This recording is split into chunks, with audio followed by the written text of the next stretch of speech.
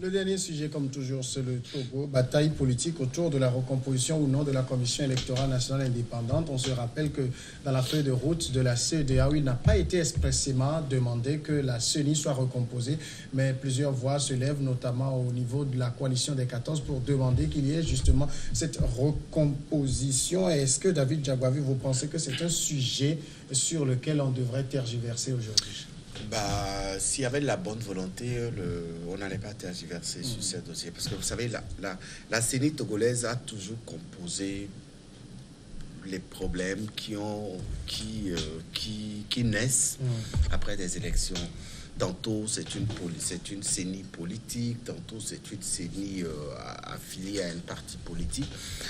Je pense que si on a vraiment la volonté de bien faire les choses, cette volonté a été déjà ressentie lorsqu'il y a eu le dialogue, etc. Si on a vraiment la volonté de faire bien les choses, il faut accepter la recomposition de la CENI. Parce que par deux fois, cette CENI... mais si on accepte sa recomposition, ça veut dire que c'est les hommes actuels qui posent problème? Non, c'est pas les hommes actuels. C'est pas seulement les hommes actuels, mais c'est tout l'appareil de la CENI. C'est-à-dire qu'une partie de la classe politique dit qu'elle n'a pas confiance en cette CENI. L'autre dit, nous respectons la Constitution. Mais je pense quand même qu'on peut, sur la base de la volonté d'aller dans une accalmie ou pour apaiser les choses, dans cette volonté, on peut aller au-delà et observer ou demander une recomposition de la CENI. Ça ne coûte rien puisque la Constitution prévoit que le chef de l'État nomme tel nombre de membres, que tel vient de l'opposition, tel vient de l'opposition parlementaire, etc.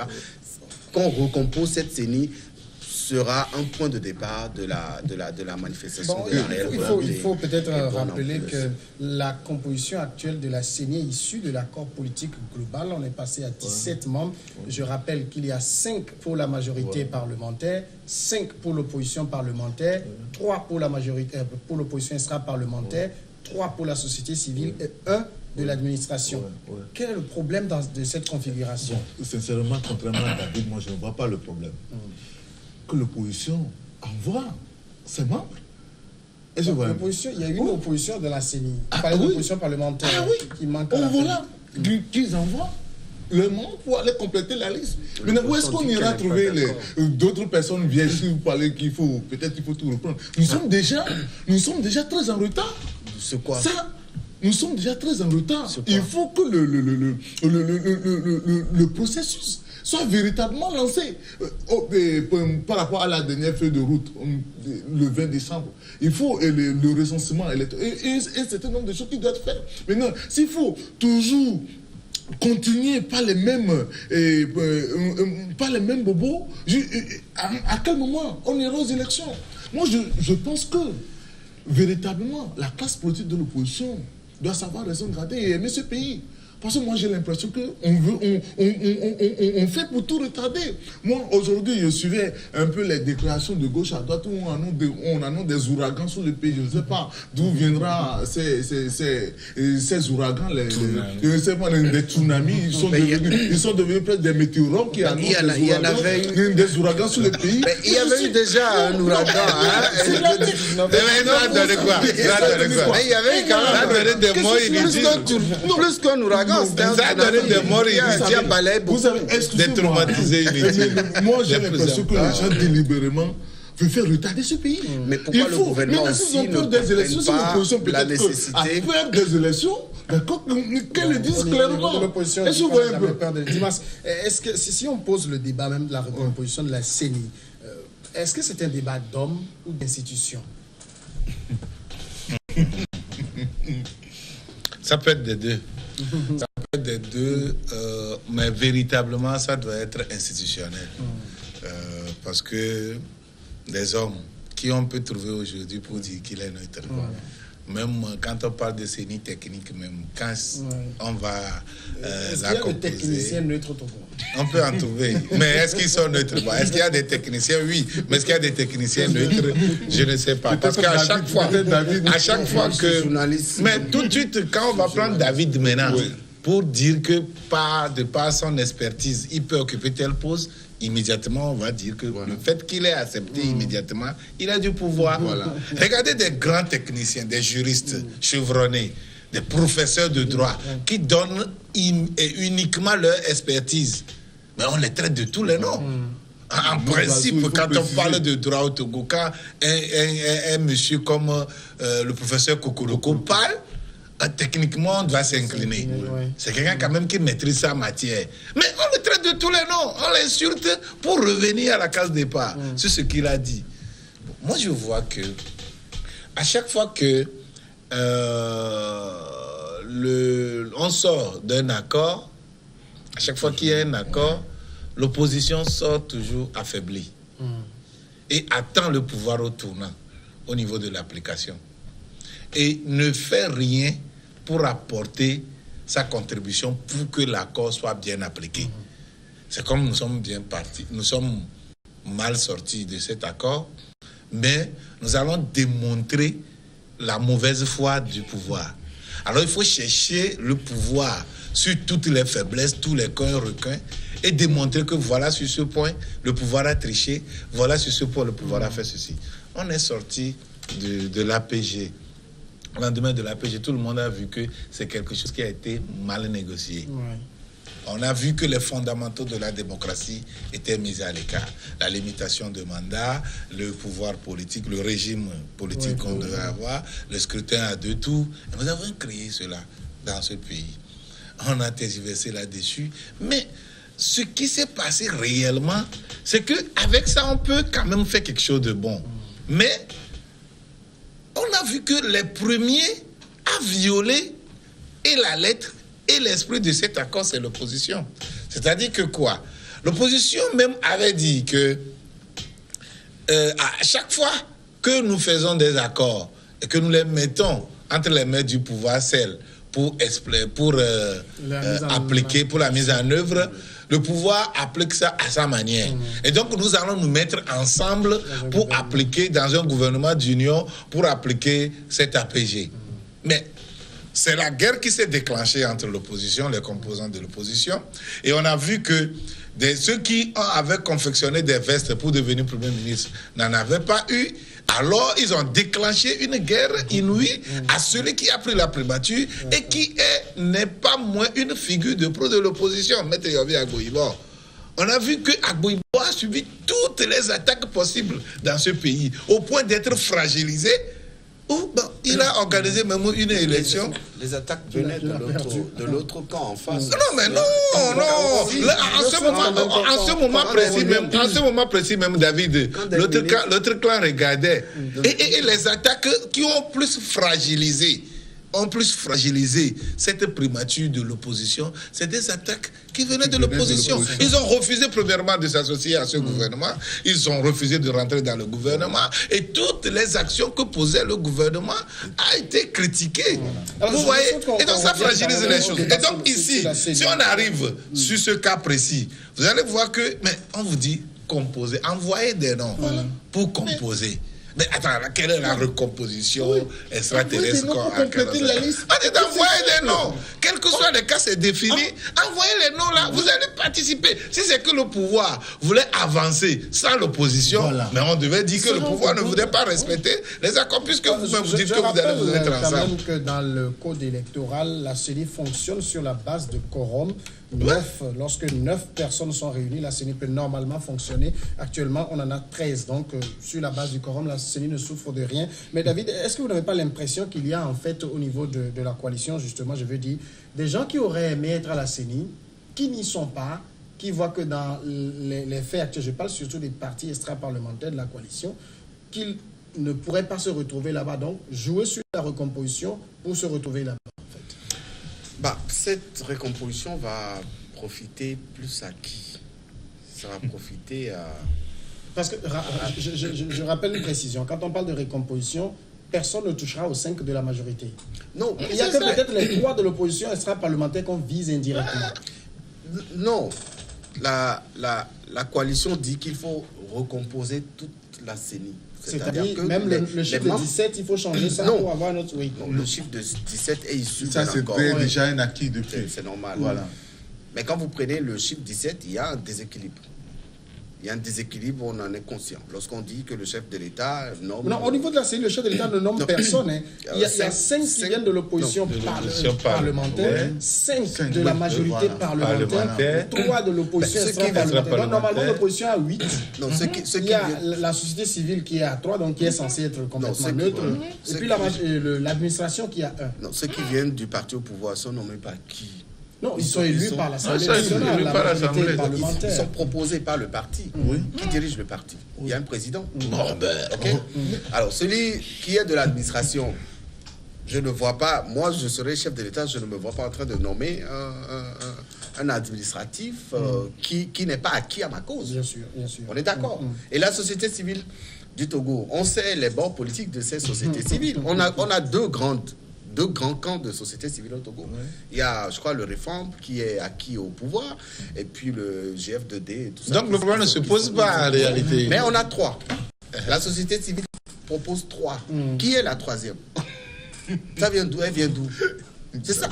C'est en fait le calcul que les Togolais font qui fait que finalement on dit l'opposition a raison de demander la recomposition. Alors, parce que si sur les 2 dernières élections, 2010-2015, la CENI a déjà fait ses preuves, sur la prochaine élection, on peut remettre une autre CENI en place.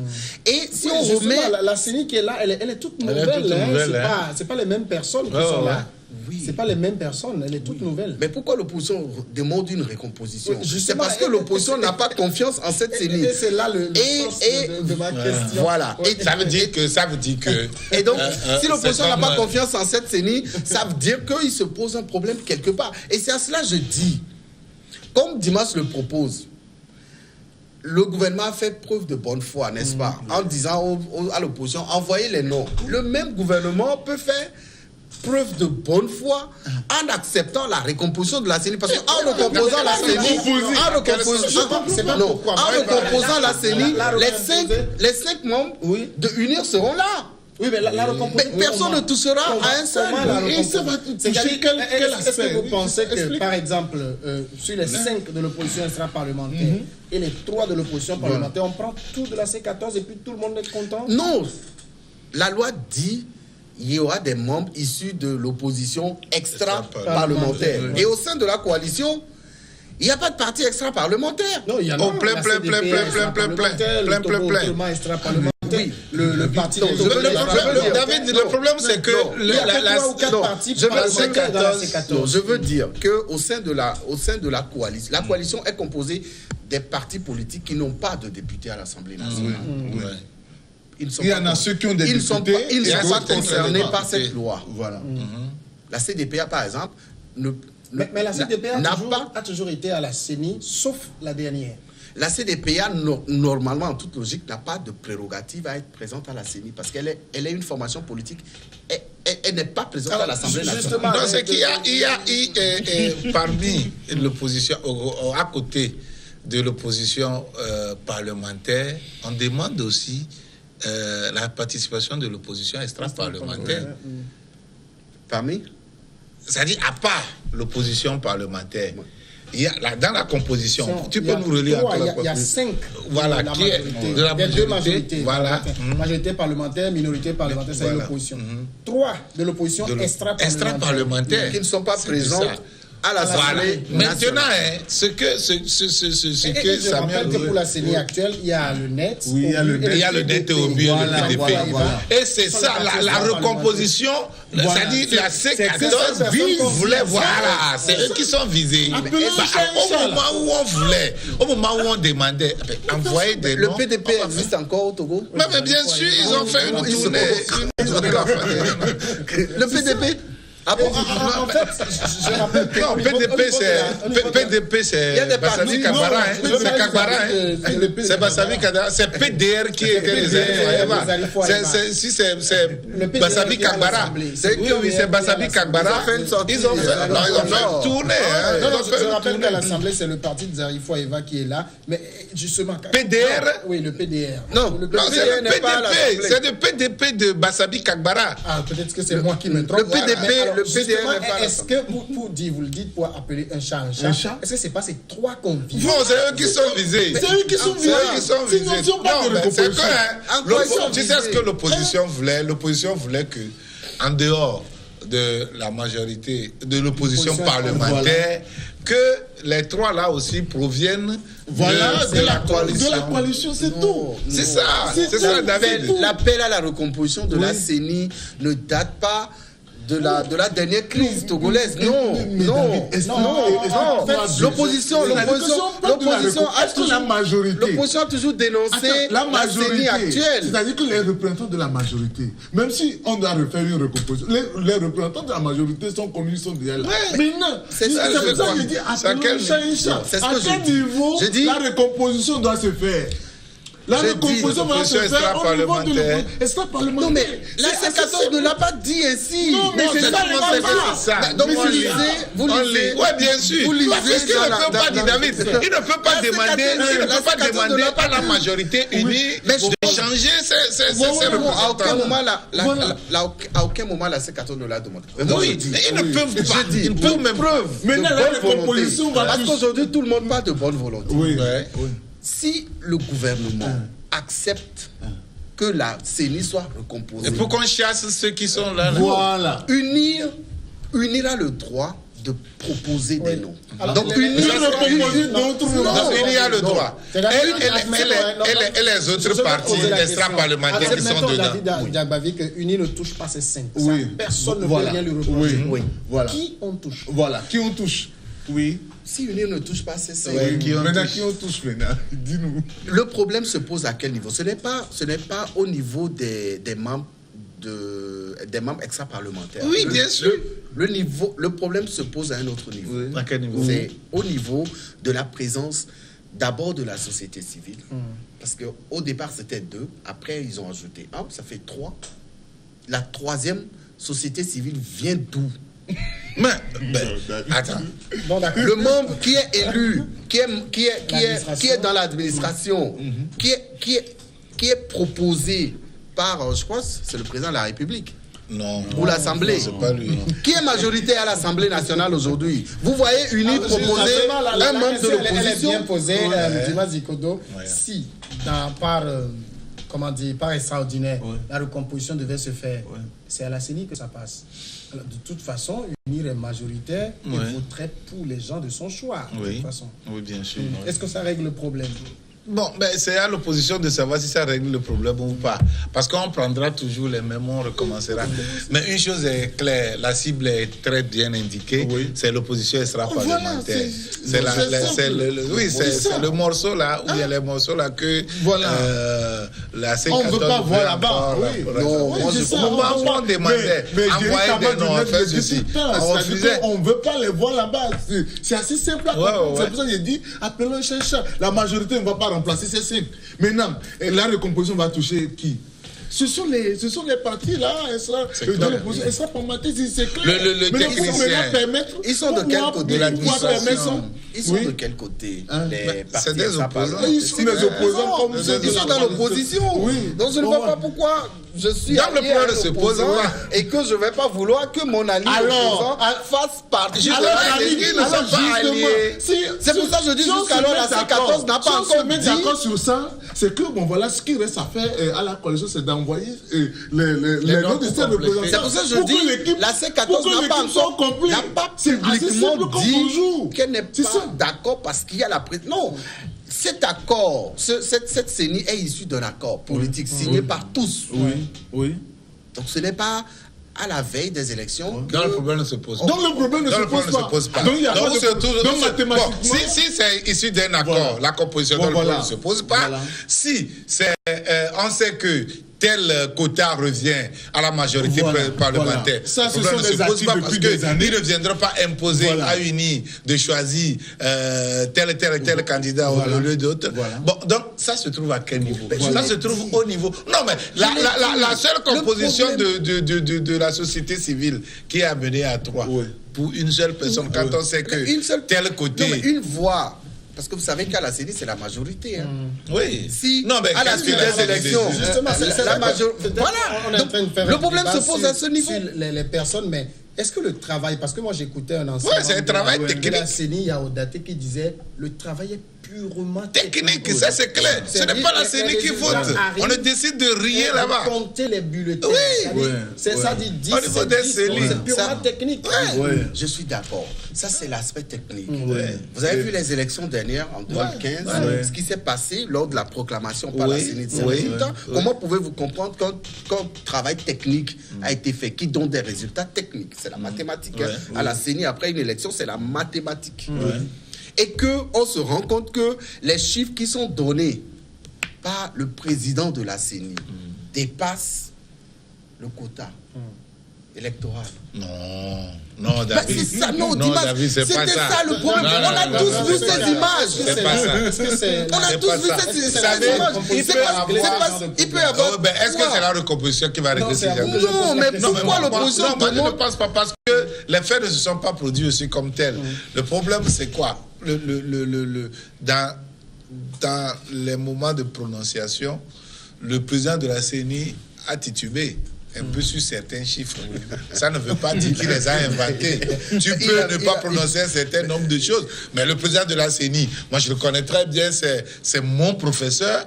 Et il m'a enseigné, il a été proviseur d'un lycée dans lequel j'étais. C'est un grand enseignant, je vous assure, c'est un grand enseignant. Et donc, il n'est pas... Non, mais devant la caméra, il a titubé sur un certain nombre de chiffres. Il a titubé. Mais ça ne veut pas dire, qu'il a inventé quelque chose. Oui, de deux. Quelle émotion? De deux. Un professeur, une opposition farouche et violente. Avec une opposition violente. Quelle émotion? On voulait faire comme Damani Pikassa. C'est parce qu'il est compétent, c'est parce qu'il pouvait dominer ses... Vous savez, le président de la CENI, c'est lui qui élit le président de la République. Non, c'est lui. Non, c'est pas lui. Il proclame. Il proclame. De façon provisoire d'ailleurs. Et les chiffres qu'on lui a communiqués, c'est ces chiffres qu'il prononce. Il n'y a que... C'était quel pays? Le Kenya. Le Kenya, oui. Où le président de la Cour suprême a validé les résultats. Calcul. Quand ils ont validé, qu'est-ce que ça a donné après? Oui, mais... La même personne qui est revenue. Oui, mais sur 53 pays africains, je pense quand même que c'est le seul pays... Mais qu'est-ce que ça a changé? Oui, mais il y a eu un cas. Donc on me dit que le président de la CENI a titulé. Je dis non, il n'a pas titulé. Et puis de deux, pour finir. Dans certaines circonscriptions, on dise que le candidat a été élu à 100%. Attends, c'est le président de la CENI qui a fait. Mais David, c'est le président de la CENI qui a fait. David, 2007 législative, j'étais dans un bureau de vote au nord. Il y a les représentants, d'accord, entre guillemets représentants. Dans ce bureau de vote-là, on n'a pas une seule voix pour l'opposition. Dans un bureau de vote. Moi, ça se passe ici. Même au sud, ici, l'opposition a voté à 100% dans certains bureaux. Dimas, je ne parle pas de bureau de vote. Moi, je parle de toute une... Oh, ça n'existe pas. C'est pas vrai. C'est pas vrai. C'est vrai. Quand on fait le débat, on se rend compte que peut-être c'est pas... La solution, c'est pas une recomposition. Il faut peut-être oublier ça et avancer. Oui, c'est ça, monsieur Sabien Gabi. Il faut oublier ça pour qu'on puisse avancer. C'est pour ça que je disais au départ que si les gens aiment véritablement ce pays-là, il faut qu'on avance. Pourquoi est-ce qu'on a peur des élections? Il faut qu'on ait aux élections. Je crois que l'actuel Parlement a fini le 19 août. Et on est aujourd'hui le 13, disons, dans 6 jours. Dans 6 jours, il faut qu'on gagne des élections. Vous savez ce qui se passe? Il ne faut pas chercher de midi à 14h. Voilà. L'opposition veut mettre les bâtons dans les roues du pouvoir pour démontrer la mauvaise foi du pouvoir. Voilà. C'est sur ce terrain que l'opposition veut jouer. Le pouvoir fait preuve C'est ce de bonne qu'on peut. foi. Voilà, c'est ça la question. C'est tout ce que. Oui, mais quand on dit. Oui, bien sûr. Quand on dit. Si c'est que le pouvoir était parti et a enclenché la machine de la CENI pour dire, mais avancez. Mais le pouvoir, là, on pouvait dire que avancer sans l'opposition. Le gouvernement avait enclenché le processus électoral. Mais on a dit arrêtez. Il avait été sommé d'arrêter. Oui, pourquoi il avait fait unilatéralement? À un moment donné, pourquoi il le faisait unilatéralement? C'était pas unilatéralement. Unilatéralement, j'ai rappelé tout à l'heure, la CENI fonctionne sur la base de quorum. Oui. Ça aussi, c'est issu de l'APG. Oui, on est d'accord. Il y a 9 sur 17, peu importe la coloration de celle-là. Oui, on est d'accord. Moi, je parlais de la première réactivité ou du premier revers de la CENI. Vous avez, la CEDEAO avait sommé. C'est pas un revers. C'est pas un revers. De faire arrêter le processus électoral. Nous sommes dans la démocratie. Et on veut quand même apprendre la démocratie, non? La démocratie a pour soubassement le renouvellement par voie électorale des institutions de la République. Et c'est ce qui est en train d'être enclenché. C'est ça. On ne peut pas rester au moment où le mandat des députés arrive à terme. On ne peut pas rester les bras croisés parce que l'opposition conteste. Parce que c'est cette même opposition qui va dire que non, il y a un vide juridique. Exactement. Est-ce que vous êtes Est-ce que les conditions sont réunies? C'est comme si c'est maintenant qu'on se rend compte qu'on doit faire les élections cette année. Le calendrier électoral, les acteurs politiques depuis. Je rappelle qu'en 2012, on avait aussi une crise qui a fait que les élections ont été ramenées en 2013. Et donc peut-être que chaque 5 ans, les députés, on veut jouer toujours à la prolongation. Il faut que je je pense aussi qu'il est temps au gouvernement de réajuster le calendrier des élections présidentielles et législatives.